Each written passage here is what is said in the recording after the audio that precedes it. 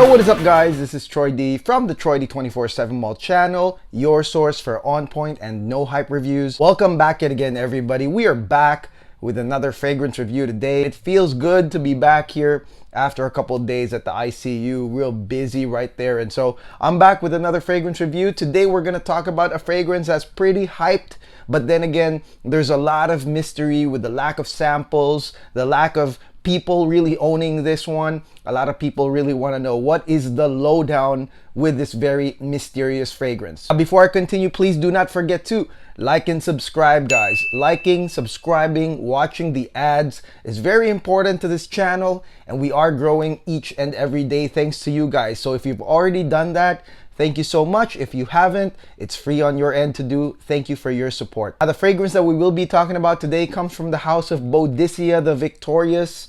And this fragrance right here is a flanker of one of their best-selling, if not their best-selling perfume ever. This is none other than Boadicea the Victorious Blue Sapphire Supercharged. Yes, Blue Sapphire Supercharged. Wow, that is pretty hype right there. You know, just hearing that just hypes me up already. Now, the OG Blue Sapphire right here, in my opinion, is the OG grail of Boadicea the Victorious. This is before they got even more graily, adding more expensive, more mysterious fragrances.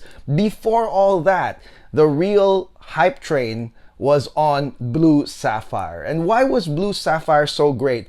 I like the original Blue Sapphire, and I think you guys do as well, because it's a wearable and regal Middle Eastern perfume, guys. Okay, this one right here, when you smell the original Blue Sapphire, you really think, man, it is expensive, but then again, it smells very expensive. That's what the OG Blue Sapphire scent really did. It was so regal, smells expensive, and then at the same time, it was also pretty balanced in the sense that you had, you know, a taste of the Middle East, the smell of the Middle East, but at the same time, really, it was so balanced that you can wear it really wherever, whenever you want. So when Boadicea decided to shake up the tree and they dropped us with these two perfumes, guys, that in my opinion, man, that ratcheted up the hype really quickly, because you got Blue Sapphire Supercharged, and then they also dropped Tobacco Sapphire. And I know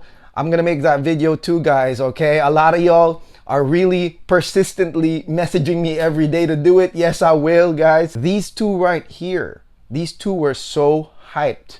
And the problem was that there were literally no samples of these, okay? You couldn't get any samples. And so either you had to wait till somebody split the bottle or somebody gave any feedback. And with that being said, it's like less than a few people have given their feedback on this, but you had to wait or you had to buy those, what, $800, $1,000 bottles to get a taste of either of these. But luckily, our channel has some friends and allies, and they are aligned with me in kind of like the cause of giving everybody these no hype, honest reviews on these fragrances that are maybe out of reach. You know, either they're too expensive for the general public, or there's just no samples when it comes to these fragrances. And one of our dear friends, Travis Gearhart, in my opinion, a true niche collector. Yes, he does make clones, he produces clones for the general public, but really, take that away, and in my opinion, Travis is a big niche head. We talk about niche all the time when we can, and so of course, thanks to his business, he was able to procure a lot of these really cool Boadicea samples. And it's not just Blue Sapphire Supercharged or Tobacco Sapphire. He also got Night of Love. He sent that over. He said that that was awesome. I can't wait to review that as well. Now, Blue Sapphire Supercharged, guys, here are the big questions first and foremost. A, why was there a need to do this? The original Blue Sapphire was pretty damn good already.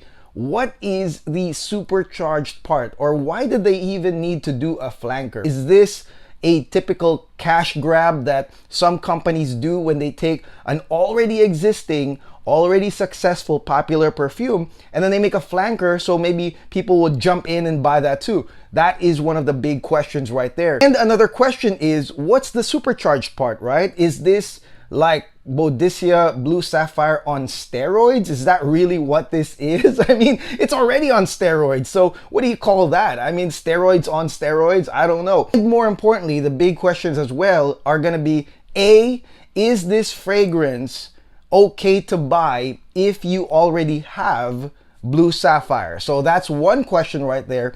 And if you haven't bought Blue Sapphire at all, do you go with Blue Sapphire or Blue Sapphire Supercharged, right? So those are really, really good questions that I myself wanted to ask before I tried this fragrance. Now, Blue Sapphire Supercharged, guys, I know you're expecting me to spray this perfume, but I will not in this video because I already did. And I'm telling you ahead of time that one spray of this fragrance can fill an entire room. And I already did 3 right this morning, so I'm definitely not gonna add more because that would fill up this whole house and then I couldn't, you know, try other fragrances. So I'm not gonna spray it today, but I'll tell you that I have sprayed it already this morning and it's blaring strong. Okay guys, so let's talk about the opening of Boadicea the Victorious Blue Sapphire Supercharged, guys. So on the opening notes, you are gonna get lemon, orange, as well as aldehydes, and you are gonna get the Blue Sapphire scent, and I'll explain that a little bit later, kind of creeping in right there in the opening of this fragrance. The opening, as always, is impactful because you are going to get a burst of citruses, of lemon and orange. And it is a burst, guys. It's a prominent burst of lemon and oranges. And, you know, Boadicea spared no expense when it came to the notes. So very prominent citruses right there. And then what backs up the lemon and orange are the aldehydes. Okay, so it's not an aldehydic perfume to where the aldehydes are front and center. And I know a lot of y'all, maybe that's a love or hate, but the aldehydes are there to literally support the citruses on the opening of Blue Sapphire Supercharged. Now here's something interesting. The signature Blue Sapphire scent, or at least the ones that olfactory wise we can remember, of rose and jasmine, those are part of the mid notes. However, in my opinion, I think that they made it strong enough to where they kind of creep up in the opening right here. You can smell it like lingering scent wise. And that's a good thing, especially for those that already have owned or smelled Blue Sapphire and you like that original Blue Sapphire scent, because you want to smell it on the opening as well, right? You want to be reminded that this is a Blue Sapphire as well. And that's basically what this is. You have the underlying Blue Sapphire scent. However, on the top, it's a totally different deal. You're gonna have orange, lemon, and aldehydes. Now, how can I describe this right here? My first impression was that, dude, this is like a men's cologne. You know, it's like a men's cologne effect. Almost as uplifting as, say, like an aftershave effect where you have these uplifting whiffs of the aldehydes and then a burst of citrus. So there's a very, very like men's cologne effect that is uplifting and nice, and automatically that's what I thought. And then you still have the original Blue Sapphire scent kind of backing that up, again, to remind you that it is still a Blue Sapphire fragrance, but again, uplifting, manly cologne type intro. And this totally correlates with what Travis said about this fragrance. I mean, we were talking about it before I even got the package, and he said that this Blue Sapphire Supercharged was gonna be much more wearable than the OG Blue Sapphire, and I totally agree because of this opening right here. I mean, this is definitely much more, in my opinion, wearable to the general public because of this cologne type intro. You know what I mean? And it's really nice. It's a real nice uplifting burst of citrus as well and aldehydes with, like I said, still the Blue Sapphire signature scent right behind it. Now again, I reiterate that the sillage of this fragrance is pretty damn strong. So it's a nice uplifting blast right here, obviously. Really impactful start for Boadicea the Victorious Blue Sapphire Supercharged. Now, 15 minutes in is where this unique opening starts kind of backing up. And then 15 minutes in, you are gonna get the appearance of the signature blue sapphire notes. And right here, those two are rose and jasmine, okay? So obviously, the top notes start, you know, dropping off, and then out comes the rose and jasmine of blue sapphire. However, of course, Boadicea is gonna make some tweaks right here. And I'm really glad that they made those tweaks, because these tweaks are pretty nice, in my opinion, when it comes to this fragrance. The first thing they did was to add continuity from that manly cologne intro by adding the spice of cardamom. Cardamom is a spice note that is in a lot of really manly perfumes, guys, okay? And it does give continuity from that intro. So you're gonna get a blanket of cardamom, very prominent here. So you're gonna get that blue sapphire scent plus a blanket of cardamom. And then you are also going to get raspberry, a lingering fruity raspberry that is new to this fragrance. And as you guys know, on the many Middle Eastern perfumes that I've reviewed, raspberry is a very, very popular note. So I said that on Kajal Almaz, for example, that raspberry is a popular bridge note, mid note in a lot of these fragrances. You are gonna get raspberry right here. This is basically your blue sapphire scent, you know, that rose and jasmine. So for those that are familiar with the original blue sapphire scent, that's the mid right here, guys. But again, it's spiced up. There's a continuum from the intro with the cardamom and the addition of fruity lingering raspberry right here. So maybe if you've never tried the OG blue sapphire, not only do you get the same scent right here on the mid, but you get a little bit more with pretty likable notes. So I think this mid is definitely very likable. It lasts about, 3-4 hours right here in the mid before we head into the dry down. So you will still get that OG blue sapphire scent with a little bit of really, really good tweaks. Now heading onto the dry down, guys, a few hours later into this fragrance, you are going to get the bridge note of leather. The leather is the bridge into the dry down, but I will say this, the leather goes with the raspberry. Now this combo, if you have enough experience smelling Middle Eastern perfumes or other perfumes, you know that this is a commonly used combination. I believe Widian London, Widian London did this combination. I'm not sure if Fragrance Dubois did it as well, but for sure Widian London has that combination of raspberry and leather. And you can say that maybe Boadicea took a page out of that, or maybe that's a commonly known good combination right there. This one gives you raspberry and leather headed into the dry down. And again, with this fragrance, we've got another favorite question right here that we always ask. Where's the oud? Yes, where's the oud, guys? Okay, so into the dry down, guys, the leather does mix with the oud, and then eventually the leather backs up for the oud to really come out. Now the oud right here is a non-skanky dark oud wood. Okay, that's what you're gonna get right here. It's not animalic, it's not skanky, it's basically a dark oud wood that initially first mixes with the leather and then gives you a brief, maybe 10 to 15 minutes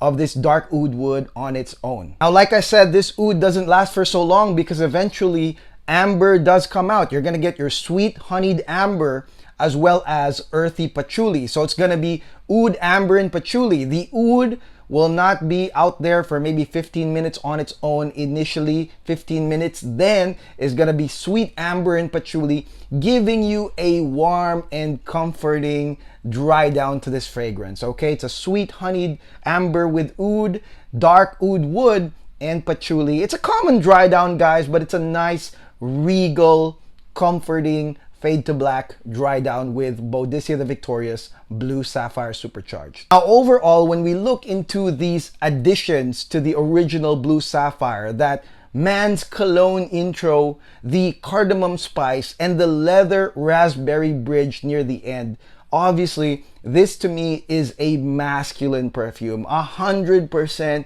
masculine perfume. And if the original Blue Sapphire felt unisex, maybe the women liked it too because it was like a regal Middle Eastern scent, this one right here, guys, in my opinion, is 100% masculine. All these additional notes working together, guys, are common notes in a lot of masculine fragrances. And whenever I wear this, I really do picture like a middle-aged guy wearing a Rolex, you know, and like a nice outfit, showing up at night, maybe to a Michelin star restaurant or a New York restaurant to hang out with his high-end friends. You know what I mean? Like, that's kind of like the picture that I get whenever I smell this Blue Sapphire. Again, very masculine. I like that the notes do have continuity. I like that Boadicea didn't keep us hanging after that first part, and they basically continued the trend from start, that man cologne start in the beginning, straight up to the end with the leather raspberry. So I like that there's continuity right there. But again, for those that like the OG, you will still get your fix, no doubt. So from mid to end, you're still gonna get your Blue Sapphire fix, just not on the opening to where you can see a true difference between the two. This fragrance is also an all-weather scent, and I think that that's a big difference between this one and the OG, because when I think about the OG Blue Sapphire, I do think about like semi-formal to formal nighttime engagements when you smell regal and expensive. This one does the same thing, but in a daytime type of scenario, you can use it as well. So remember what I talked to you guys about, that man in the Rolex showing up at the restaurant in Beverly Hills or a Michelin star restaurant. In the daytime, this is possible with Supercharged. It really does give you a luxurious vibe. However, there's a little bit of that man perfume in the daytime that it gives that makes it wearable right there in the daytime. Longevity is over 12 hours, significant scent. That's what we can expect from these sapphires, and that's exactly what this does. But of course, the point here is the strong sillage that it does, guys. And I only recommend 2 sprays if you are gonna wear it casually around people that maybe are not so used to strong perfumes. 2 sprays is more than enough. It will fill a room. It is pretty damn strong. I would say that that is the supercharged part of this fragrance. The supercharged part, the name should be more on the sillage maybe, because it's pretty damn strong. It's pretty beastly, I would say. But I think that this one should have been called Blue Sapphire for gents. You know what I mean? This is definitely a gent scent embedded into the OG Blue Sapphire scent. That is for sure. They should have called it that, because that's what it is. It is Blue Sapphire for gents, more geared towards the men in my opinion, and more geared towards the all-weather scent. But I like it. And the big question that I wanted to answer here is that, what if you don't own both? Which would you buy? This is definitely an important question right here, guys. And I would say that the OG is more geared, in my opinion, to the ones that want to smell the Middle Eastern side of Boadicea, the Victorious Blue Sapphire. If you would like to smell more Middle Eastern scents, then that's your man's right there, the original, guys. And this one right here, in my opinion, Blue Sapphire Supercharged, is a bridge to the West. I think that this is Boadicea trying to capture the Western audiences right there, because as you know, a lot of the notes used right here on the opening, on the mid, these are very mainstream popular perfumes that men really like. And so in my opinion, if you would like a Western twist to this fragrance, then that is what Supercharged will give you. It's for definitely 2 different markets, in my opinion. One, more on Middle Eastern scents. One, looking for a balance between that and Western scents. And if you already own Blue Sapphire, is it worth it to add this one as well? Yeah, I mean, think of it as a backup bottle, right? Think of it as a backup bottle, because you're already gonna get the OG Blue Sapphire scent right here in Supercharged. But of course, if you want a twist, then that's what this one gives you. Kind of like, I guess, Aventus and Aventus Cologne. You know, it's like Aventus Cologne has some uplifting twists. However, it's still gonna be Aventus. It does remind you of Aventus still. You'll still get the OG scent, but the tweaks are definitely very interesting. And again, masculine, westernized, and of course, all weather. So yeah, I think it would be okay to buy Supercharged on top of the original. All right, so that is it. That is my review on Boadicea the Victorious Blue Sapphire Supercharged. I do want to thank first and foremost Travis Gearhart for sending this sample. This is great. I'm really glad I was able to test this and process it and give it to the general public, give that info to the general public. Thank you, my man, for sending all those samples.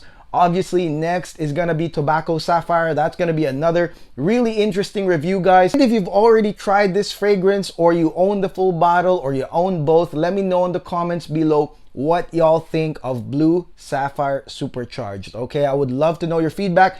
If my feedback correlated to your feedback or not, let me know on the comments as well. And of course, do not forget to like and subscribe, guys. Okay, it is a big support to this channel. It motivates me each day to make these videos, despite being tired after all those days, those 12-hour shifts of nursing. I'm back here every morning to make the videos for y'all, and I do continually test fragrances. Okay, so please do like and subscribe, and I'll see you tomorrow with another video. God bless, take care, peace.